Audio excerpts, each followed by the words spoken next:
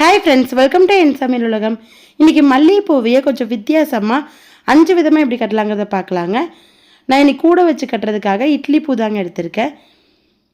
இட்லி பூவை இப்படி ஒவ்வொன்றா இடையில வச்சு கோர்க்க போகிறேன். பூ கட்ட தெரியாதவங்க கூட ஏதோ ஒரு மெத்தடாவது கொஞ்சம் உங்களுக்கு ஈஸியாக இருக்குங்க. வீடியோ ஃபுல்லாக ஸ்கிப் பண்ணாமல் பாருங்கள். இட்லி பூவிலேருந்து அந்த மொட்டை இருக்கும் இல்லைங்களா, அதை மட்டும் விரியாத பூவை எடுத்து வச்சுருக்கேன். நிறைய பேர் என்ன பார்த்தீங்கன்னா விரிஞ்ச பூவை வச்சு பண்ணியிருப்பாங்க. நான் இன்றைக்கி மொட்டை இருக்கிற பூ வச்சு பண்ணி காமிக்கிறேங்க. அது விரியவே விரியாது. எப்போவுமே நீங்கள் மொட்டில் இட்லி பூ பொரிச்சிட்டிங்க அப்படின்னா ஒரு 2 நாளைக்காவது விரியாமல் இருக்குங்க. அப்போ உங்களுக்கு பிளாஸ்டிக் பூ மாதிரியே அவ்வளோ அழகாக இருக்கும். எப்பவும் போல் 4 பூ கோர்த்துக்குங்க, 4 சைடுக்கும். அதுக்கப்புறம் இந்த மாதிரி காம்பு கொஞ்சம் எக்ஸ்ட்ரா இருந்தாலும் பரவாயில்லைங்க. நல்லா காம்பு நீட்டின மாதிரியே வரட்டும். 2 சைடும் 2 இட்லி பூ கோர்த்துக்கிறேன். இப்போ அடுத்தது மறுபடியும் மல்லிகைப்பூ வச்சிடணும். 4 சைடும் கோர்க்க வேணாங்க, 2 மட்டும் கோர்த்தா போதும். திருப்பி வச்சுட்டு அடுத்தது நான் கோர்க்கும்போது இப்போ முந்தின இட்லி பூ வச்சதுக்கு அப்படியே ஆப்போசிட்டாக கோர்த்துக்கிறேன். அப்போ உங்களுக்கு பார்த்திங்கன்னா எல்லா பக்கமே பூ கரெக்டாக தெரியும். மறுபடியும் திருப்பி 4 பூ கோர்த்துக்கணும். இதே மாதிரி தாங்க கோர்த்துட்டே வரணும்.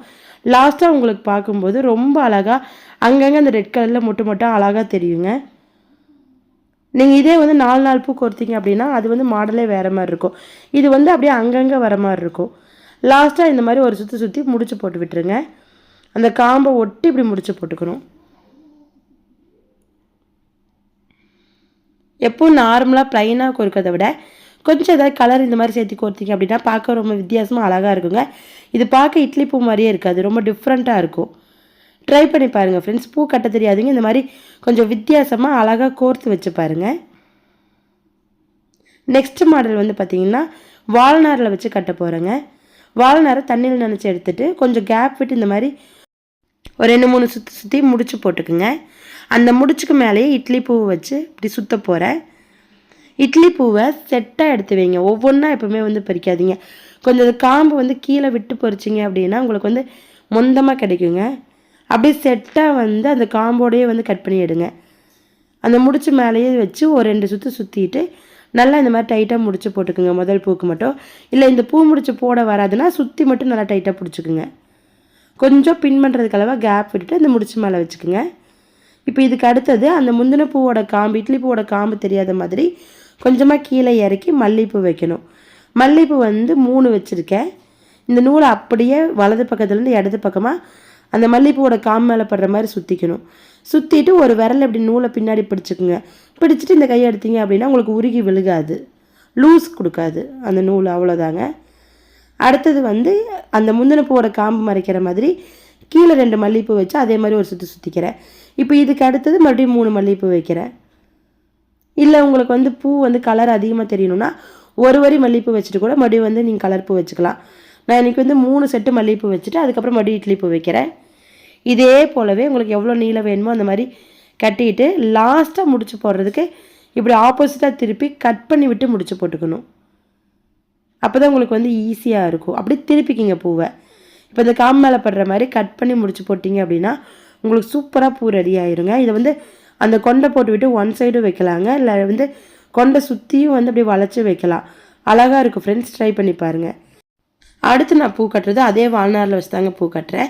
மல்லிகைப்பூ மட்டும் சேர்க்காமல் இட்லி பூ மட்டும்தான் உங்கள் வீட்டில் இருக்குது அப்படின்னா அதை மட்டுமே வச்சு எப்படி கட்டலான்னு பார்க்கலாங்க.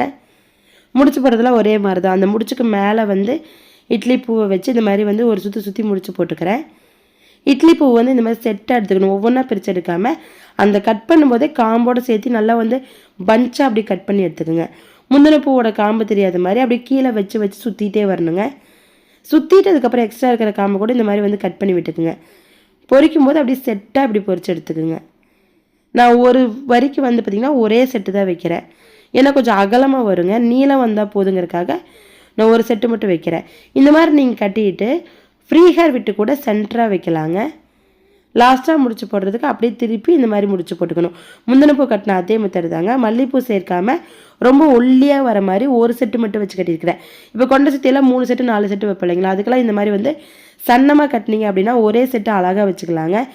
இல்லை ஃப்ரீ ஹேர் ஸ்டைல்லாம் பண்ணிவிட்டு சென்டராக அப்படி வச்சோம்னாலும் பார்க்க அழகாக இருக்குங்க, பிளாஸ்டிக் பூ மாதிரியே. ட்ரை பண்ணி பாருங்கள் ஃப்ரெண்ட்ஸ். ரொம்ப ஈஸியான மெத்தட் தான் இது. நெக்ஸ்ட்டு நான் பார்த்திங்கன்னா மல்லிகைப்பூ கூட சேர்த்து கோர்க்கிறேங்க. ஒன் சைடாக கோர்த்துட்டு வரேன். ஃபஸ்ட்டு ஒரு 3 பூ வந்து கோர்த்துருக்கேன். அடுத்தது வந்து சென்டராக வர மாதிரி 2 பூ கோர்த்துக்கிறேன். திருப்பி மறுபடியும் வந்து பார்த்திங்கன்னா ஒரு 3 பூ. இதே போல் தாங்க உங்களுக்கு வந்து ஒரு சின்ன செண்டு வர அளவுக்கு கோர்த்துக்குங்க. நான் வந்து ஒரு 3 ஊசி கோர்த்தேங்க இந்த சின்ன ஊசியில். அந்த 3 ஊசிக்கு அந்த ரவுண்டு வந்து கரெக்டாக வருது. ஒன் சைடாக மட்டும்தாங்க நான் கோர்த்துருக்கேன். பூ கொஞ்சமாக இருக்குது, இல்லை வந்து செண்டு மாதிரி வைக்கணும், ஒரு போனி போட்டு வைக்கணும் அப்படின்னால இது வந்து சூப்பராக இருக்குங்க. 3 ஊசிக்கு ஒன் சைடாக மல்லிகைப்பூ கோர்த்து டைட் பண்ணிவிட்டு இட்லி பூவை இந்த மாதிரி கொஞ்சம் பஞ்சாக எடுத்து ஒரு 2-3 சுற்றி நல்லா இந்த மாதிரி டைட்டாக முடிச்சு போட்டுங்க. இட்லி பூ வந்து பிரிஞ்சு வராத மாதிரி. காம்பு வந்து கொஞ்சம் நீளமாகவே விட்டு கட்டுங்க. பூவை ஒட்டி கட்டக்கூடாதுங்க. பூ வந்து கொஞ்சம் மேலே இருக்கிற மாதிரி கட்டுங்க. அது பிரிஞ்சு வராமல் ஒரு பஞ்சாக வச்சு இந்த மாதிரி நல்லா டைட்டாக ஒரு 2-3 சுற்றி கட்டிடுங்க. இப்போ இந்த பூவை அப்படியே வந்து மல்லிகைப்பூ கூட வச்சு கோர்க்கணும். இப்போ வந்து பார்த்திங்களா கொஞ்சம் ட்ரெண்டாக செண்டு வச்சு அந்த செண்டுக்கு நடுவில் வந்து தாமரைப்பூ வைக்கிறாங்க. அதே மாதிரி நம்ம வந்து இட்லி பூ வைக்க போகிறோங்க. இதுவும் கொஞ்சம் வித்தியாசமாக அழகாக இருக்கும். இந்த மாதிரி கட்டிட்டு அந்த முடிச்சு கட்டியிருக்கோம் இல்லைங்களா, அந்த முடிச்சுக்கு நடுவில் இப்படி கோர்த்துக்குங்க. அதாவது உள்ளே வச்சு தனியாக பின் பண்ணுறது அப்படிங்கிறது ரொம்ப கஷ்டமாக இருக்குங்க. அதுக்கு இந்த மாதிரி மல்லிகைப்பூ கோர்த்து முடிச்சுட்டு கடைசியாக அந்த இட்லி பூவையும் அப்படி கோர்த்துருங்க. கோர்த்துட்டு இந்த மாதிரி டைட்டாக கட்டும்போது ஆட்டோமேட்டிக்காக அந்த இட்லி பூ வந்து சென்டராக வந்துடுங்க. அதுக்காக தான் காம்பு நீளமாக வச்சு கட்ட சொன்னேன். இப்போ காம்பு நீளமாக வச்சு கோர்த்துருக்கிறதுனால உங்களுக்கு வந்து நீங்கள் நல்லா டைட்டாக அந்த சென்டரை பூ கட்டுற மாதிரி கட்டினாலே சென்டராக வந்து இட்லி பூ வந்துடும். அப்போ தலையில் வைக்கும்போது உங்களுக்கு தனியாக பின் பண்ண வேண்டியது இல்லைங்க, அப்படி பின் பண்ணி வச்சுக்கலாம். இதே போலவே நீங்கள் தாமரைப்பூ இருந்தாலும் பண்ணலாங்க. சென்டராக உங்களுக்கு எந்த பூ வைக்கணும்னு ஆசைப்படுறீங்களோ அதை வந்து கொஞ்சம் காம்பு நீள விட்டு கோருங்க. உங்களுக்கு அந்த சென்டர் பகுதிக்கு அழகாக வந்து நின்றுக்கும். பார்க்கவே நல்லா வித்தியாசமாக அழகாக இருக்குங்க, கீழே விழுகாது. இட்லி பூ வச்சிங்கன்னா இன்னுமே வித்தியாசமாக தெரியுங்க, என்ன பூனே கண்டுபிடிக்க முடியாது. ட்ரை பண்ணி பாருங்கள் ஃப்ரெண்ட்ஸ். லாஸ்ட் மெத்தட் வந்து நார்மலாக பூ கட்டுற மெத்தட் தாங்க. மேலே ஒரு பூ வச்சு கீழே ஒரு பூ வச்சு ஒரு சுற்றி இப்படி சுற்றிட்டு 2 விரல் இப்படி எடுத்து முடிச்சு போடணும். இந்த மாதிரி சுருட்டி முடிச்சு போட வரல உங்களுக்கு வந்து நல்லா வந்து இப்படி உருட்டி இருக்கேன் பார்த்தீங்களா, இந்த மாதிரி உருட்டி முடிச்சு போட்டோம் அப்படின்னா கேப் இல்லாமல் வருங்க.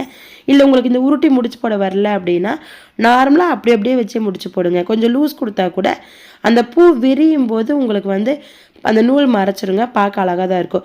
எப்பவுமே கட்டின பூ வந்து கொஞ்சம் லூஸாக இருந்தாலுமே கொஞ்சம் அழகாக தாங்க இருக்கும். என்னென்னா தலையில் வைக்கும்போது கொஞ்சம் சீக்கிரம் இறங்கி வந்துடும். அதனால தான் நல்லா டைட்டாக கட்டுறது. உங்களுக்கு கட்ட வரல அப்படிங்கும்போது பிரச்சனை கிடையாதுங்க. நீங்கள் வந்து எப்படி உங்களுக்கு லூஸாக கட்ட வருதோ அந்த மாதிரியே கட்டிக்கிங்க. இடையில வந்து இந்த மாதிரி இட்லி பூ வச்சு கட்டுறேன் நான்.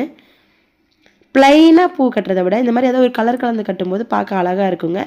இட்லி பூனாலும் ஒவ்வொரு பூவை கட் பண்ணி எடுக்காமல் இந்த மாதிரி கொஞ்சம் காம்போடு சேர்த்து பஞ்சாக கட் பண்ணி எடுத்துகிட்டு கட்டிட்டதுக்கப்புறம் காம்பு கட் பண்ணுங்கள். இடையில ஒரு விரல் அளவுக்கு நான் வந்து மல்லிகைப்பூ கட்டியிருக்கேன். இந்த மாதிரி இடையில இட்லி பூ வச்சு கட்டிட்டு நீங்கள் லாஸ்ட்டாக பார்த்தீங்க அப்படின்னா அவ்வளோ அழகாக இருக்குங்க. நிறைய பேருக்கு கோர்க்கிறத விட இந்த சென்ட் மாதிரி வைக்கிறத விட கட்டின பூ ரொம்ப பிடிக்குங்க. இந்த மாதிரி கட்டின பூ பிடிக்கிறவங்களுக்கெல்லாம் கொஞ்சம் வித்தியாசமாக இந்த மாதிரி கலர் கலந்து கட்டி பாருங்கள். மூலமாக அவ்வளோ அழகாக இருக்குங்க. பார்க்கவே அந்த ரெட் கலரும் ஒயிட் கலரும் அவ்வளோ அட்டகாசமாக இருக்கும். ட்ரை பண்ணி பாருங்கள் ஃப்ரெண்ட்ஸ். நான் இப்போ வந்து 5 விதமாக வந்து இட்லி பூ வச்சு கட்டி காமிச்சிருக்கேங்க. இதில் ஒரு மெத்தடாவது உங்களுக்கு பிடிச்சிருக்கும், ஈஸியாகவும் இருக்குங்க. ட்ரை பண்ணி பாருங்கள் ஃப்ரெண்ட்ஸ். இந்த வீடியோ உங்களுக்கு பிடிச்சிருந்துச்சுன்னா லைக் ஷேர் பண்ணிவிட்டு நம்ம சேனலை சப்ஸ்கிரைப் பண்ணிக்கிங்க. தேங்க்யூ.